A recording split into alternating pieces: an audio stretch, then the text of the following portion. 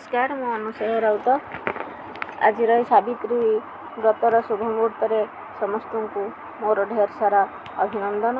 मोर स्वरचित कविताटी महासती सावित्री मु आज आवृत्ति करी आपण मानक शुणाइबी। भल लगिले लाइक शेयर एंड सब्सक्राइब करेंगे। नृत्य राजा अश्वपति राणी कौशल्या दुहिती नामता अटई सावित्री अपूर्व सुंदरी मृग नेत्री। एक बरस आयु जानी सत्यवान को से बरणी अली अली राजनंदिनी बने रहिले सुहासिनी।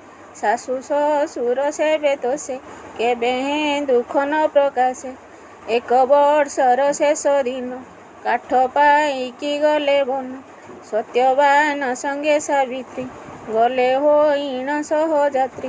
मुंड बुलाई पड़ी गले सावित्री कोଳରେ धरिले प्राणवायु जे गला ओडी सावित्री कांदे तले पड़ी।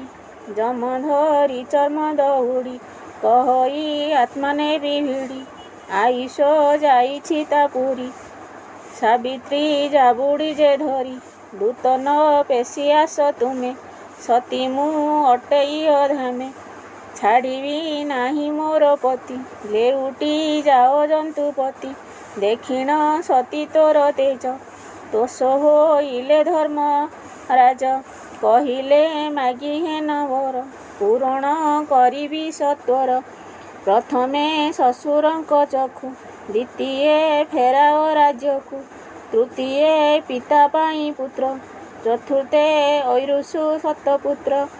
तथास्तु कही जमराण आगकू चलिले से पुण पछरे धावंती सावित्री।